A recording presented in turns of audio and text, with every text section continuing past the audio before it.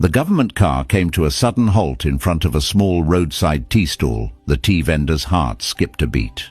He had never seen such an official vehicle stop at his humble tapri before. The collector stepped out and walked straight toward him. "Where is Bolaram?" he asked. The vendor blinked. "Bolaram? I don't know anyone by that name, Sahib. He used to run a tea stall here, right at this very spot, before you." "Oh." The vendor's expression softened. "He left for his village 5 years ago. I've been here ever since. When I arrived, he was terribly ill, thin as a rail. He sold me this stall for almost nothing and just left." Thin as a rail. The words struck Collector Ashutosh like a blow to the chest. He felt a cold wave of dread wash over him. He pulled out an old chair and sat down heavily, closing his eyes. "Shall I make tea, Sahib?" "3 cups," he said quietly. As the vendor prepared the tea, Ashutosh drifted back through the years. He was 17, maybe 18, the night he had stumbled onto this very stall, hollow with hunger, burning with shame. He had run away from his uncle's house, where he was kept not as a nephew but as cheap labor, his dreams of education suffocating under the weight of their greed.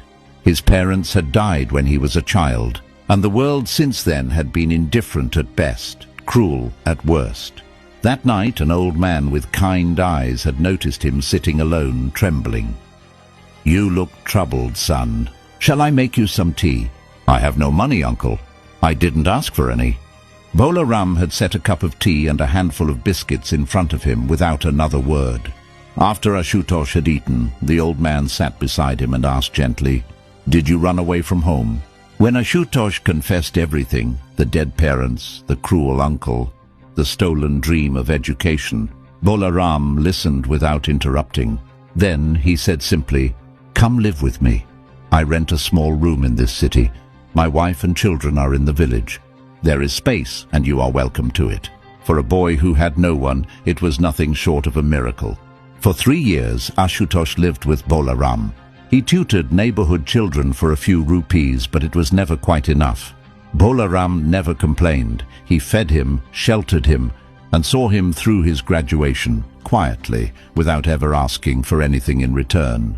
When Ashutosh announced he wanted to sit for the IAS examination and needed to go to Delhi, Bolaram arranged everything. He gave him the address of a trusted contact who could help him find part-time work, pressed money into his hands, and walked him to the bus stop. At the bus window, the old man had said with glistening eyes, "You are not alone, son.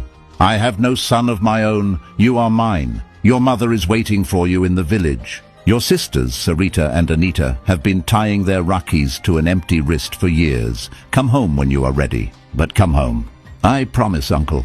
I will return only as a success, and that day I will meet Ma and let my sisters tie the raki." The bus had begun to move. Bolaram jogged alongside it, knocking on the window. "Beta, I packed a tiffin in your bag. Eat when you're hungry." The memory released him slowly, like a dream dissolving in daylight. Ashutosh wiped his eyes. "I never wrote, not even once." He drank his tea, paid the vendor, sent his official car away, and hired a private vehicle. He told the driver the name of the village and stared out the window as the city fell behind him. He found the house as evening settled over the fields. 2 worn rooms, a tin shed for the animals, and an open courtyard where life was quietly going on. Bolaram's wife was milking the cow. His elder daughter was scrubbing utensils. His younger daughter, Anita, sat on a cot cutting vegetables. They looked up when the stranger walked in. He said nothing for a moment, then asked softly, "Where is Bolaram, uncle?" Sarita answered without expression, "Papa passed away. It's been over 4 years now." The words fell like stones into still water. Ashutosh's throat closed. He could not speak. He had feared this, but hearing it said aloud made it final and unbearable. The man who would have been the most joyful witness to his success was gone. Then Anita came running back from inside the house. Clutching an old photograph, Ashutosh and Bolaram standing together, smiling. She looked at the photo, then at the man in the courtyard, and suddenly screamed, "Ashu Bhaiya!" Sarita grabbed the photo, looked, and screamed too. "Ma, come quickly, Ashu Bhaiya is here." Ashutosh stood with both arms open, an instinct, an invitation, and both sisters ran into them without hesitation. They had never met him, but he was their brother, and they had been missing a brother for a very long time. Their mother came rushing from across the courtyard. Ashutosh fell at her feet. She lifted him up with trembling hands and pressed him to her chest, her tears soaking into his collar. "You took so long, my boy. He remembered you until the very end." "I was lost, Ma," he wept.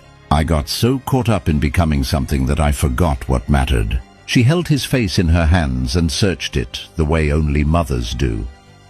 "Did you become someone at least?" "Yes, Ma." "How big?" "Like a police inspector." He almost smiled. "Bigger." "A revenue officer?" "Bigger still. I became a collector, Ma." She stared at him for a moment. Then, without a word, she turned and walked to the boundary wall between her house and her brothers-in-law's. She leaned over and called out in a loud, clear voice, "Bimli, Muni, listen carefully. I am no longer alone. My son has come home.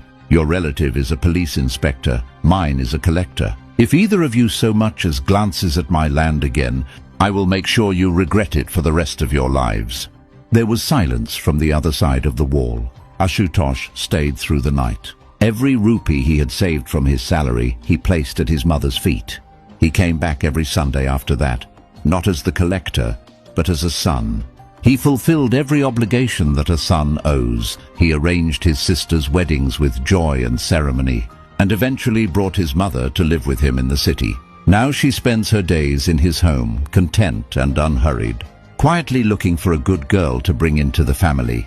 The boy who once had no one had come home, late, but not too late, and found that love, unlike time, does not always run out. How did you like the story? Do share your thoughts in the comments.